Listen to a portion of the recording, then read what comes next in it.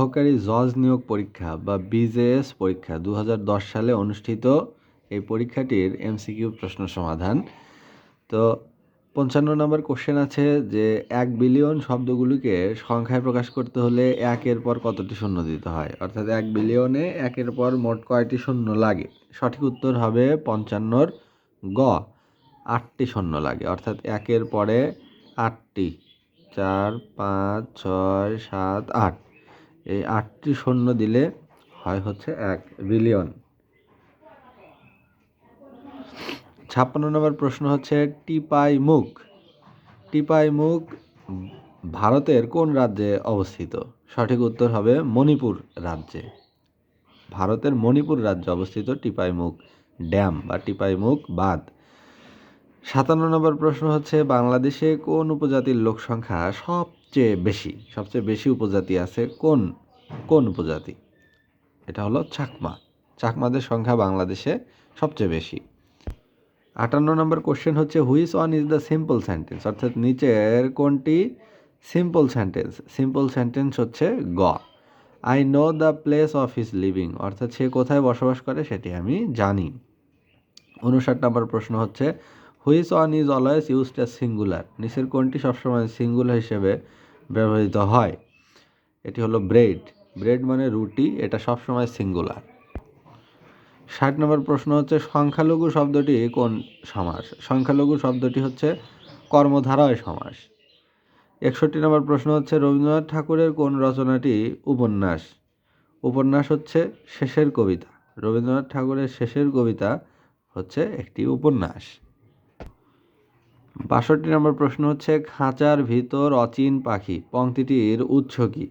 পংক্তিটির উৎস হচ্ছে লালন গীতি, এটি একটি লালন সঙ্গীত। 68 নম্বর প্রশ্ন হচ্ছে হাকালুকি হাওর কোন জেলায় অবস্থিত? সঠিক উত্তর হবে সিলেটে অবস্থিত।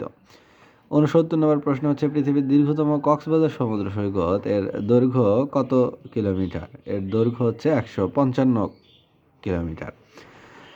70 নম্বর প্রশ্ন হচ্ছে betting on a cricket match is a, অর্থাৎ ক্রিকেট খেলায় যে বেটিং ধরা হয় এটা হলো ওয়েজারিং কন্ট্রাক্ট, অর্থাৎ জুয়ার মতো বেটিং ধরা হয় ক্রিকেট ম্যাচে। 71 নম্বর প্রশ্ন হচ্ছে মুজিবনগর স্মৃতিসৌধ কোন জেলায় অবস্থিত? সঠিক উত্তর হবে মেহেরপুর জেলার যে বৈদ্যনাথ তলা আমবাগানে, যেখানে মুজিবনগর সরকার বাংলাদেশের স্বাধীনতার সময় অস্থায়ী সরকার গঠিত হয়েছিল, সেখানেই রয়েছে মুজিবনগর স্মৃতিসৌধ। 72 নম্বর প্রশ্ন হচ্ছে বাংলাদেশের প্রথম প্রধান বিচারপতি হচ্ছে ঘ নাম্বার বিচারপতি আবু সাদাত মোহাম্মদ সাইম।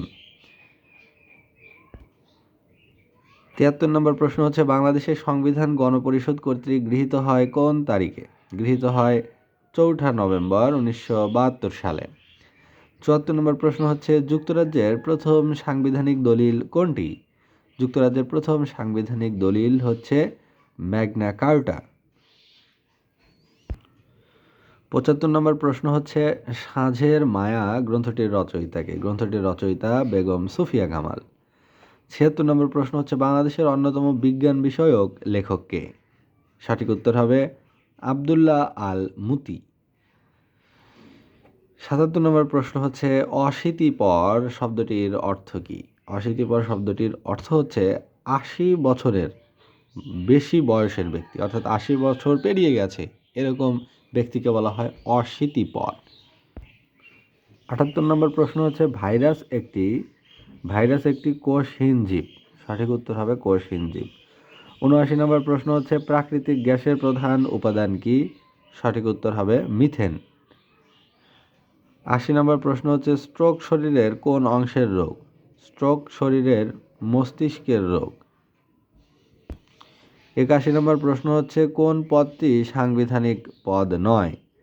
সাংবিধানিক পদ নয় হচ্ছে গ নাম্বার চেয়ারম্যান জাতীয় মানবাধিকার কমিশন, এটা সাংবিধানিক পদ নয়, অর্থাৎ বাংলাদেশের সংবিধানে এই সম্পর্কে কোনো কিছু বলা হয়নি। আর সাংবিধানিক পদ বলা হয়েছে কোথায়? প্রধান নির্বাচন কমিশনার সম্পর্কে, পিএসসির চেয়ারম্যান সম্পর্কে, তারপরে হচ্ছে এই যে মহা হিসাব নিরীক্ষক ও নিয়ন্ত্রক এনাদের সবার সম্পর্কেই কিভাবে নিয়োগ হবে তার যে নিয়ম কানুন সেগুলো সংবিধানে এগুলো বর্ণনা করা আছে। 82 নম্বর প্রশ্ন হচ্ছে বাংলাদেশের সর্বশেষ আবিষ্কৃত গ্যাস ক্ষেত্র কোন জেলায়? এখানে ব্যাখ্যায় বলা হচ্ছে যে এখানে সঠিক উত্তরটা নাই। ব্যাখ্যায় বলা হচ্ছে যে বাংলাদেশের সর্বশেষ বা 26তম গ্যাস ক্ষেত্র নারায়ণগঞ্জের রূপগঞ্জে অবস্থিত। 83 নম্বর প্রশ্ন হচ্ছে পেনাল কোড এর কোন ধারায় ড্যাকৈটি এর সংজ্ঞা আছে? ড্যাকৈটির সংজ্ঞা আছে 391 ধারায়। 84 নম্বর প্রশ্ন হচ্ছে অবিভক্ত বাংলার প্রথম প্রধানমন্ত্রী কে ছিলেন? সঠিক উত্তর হবে কে ফজলুল হক বা আবুল কাশেম ফজলুল হক। 85 নম্বর প্রশ্ন হচ্ছে নিরাপত্তা পরিষদের স্থায়ী সদস্য হওয়ার দাবিদার কোন দেশটি? সঠিক উত্তর হবে জাপান। 86 নম্বর প্রশ্ন হচ্ছে প্রাচীন পুন্ড নগরের বর্তমান নাম কি? প্রাচীন পুন্ড নগরের বর্তমান নাম হলো মহাস্থানগড়। 87 নম্বর প্রশ্ন হচ্ছে কোন সনে পূর্ব জার্মানি ও পশ্চিম জার্মানি একত্রীকরণ করা হয়? 87-র সঠিক উত্তর হবে 1990 সালে। 88 নম্বর প্রশ্ন হচ্ছে which one is the incorrect sentence? নিচের কোনটি ইনকারেক্ট সেন্টেন্স? সঠিক উত্তর হবে 88-র গ, হি রিসেম্বলস টু হিজ ফাদার। অর্থাৎ এখানে এই যে হি রিসেম্বলস টু হিজ ফাদার, এটা হচ্ছে ইনকারেক্ট সেন্টেন্স, আর উপরেরগুলো সব কারেক্ট।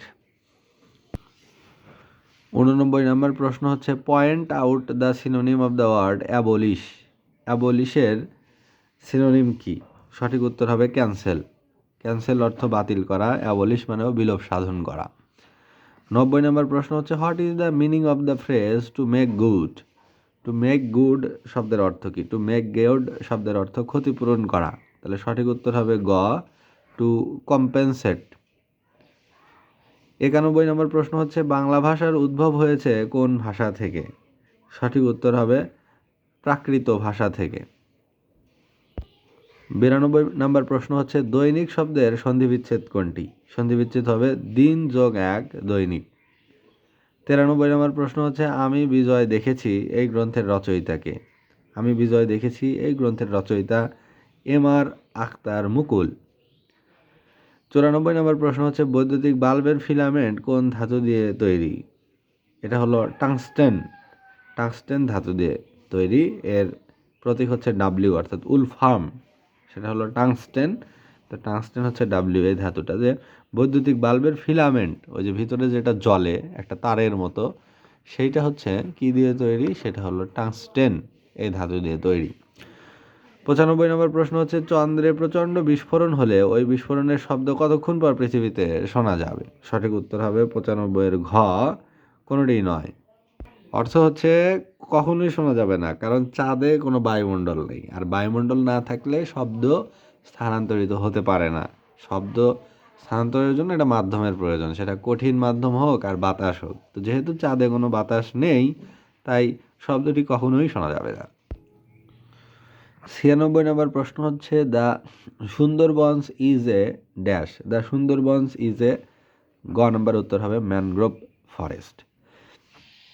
97 নম্বর প্রশ্ন হচ্ছে a fact is said to be not dash when it is neither proved nor disproved. তাহলে a fact is said to be not false when it is neither proved nor disproved. 98 নম্বর প্রশ্ন হচ্ছে the antonym of atheist. Antonym of atheist is believer. অর্থাৎ believer বা theist এই দুইটা একই শব্দ, এই দুইটা সিনোনিম। তাহলে অ্যাথেইস্টের বিপরীত শব্দ হলো থেইস্ট, অথবা বিলিভার মানে হলো বিশ্বাসী, অর্থাৎ যারা আস্তিক তাদের বলা হয় থেইস্ট। আর অ্যাথেইস্ট শব্দের অর্থ হচ্ছে অবিশ্বাসী, অর্থাৎ নন বিলিভার যারা, তাদেরকে বলা হয়, অর্থাৎ নাস্তিক যারা।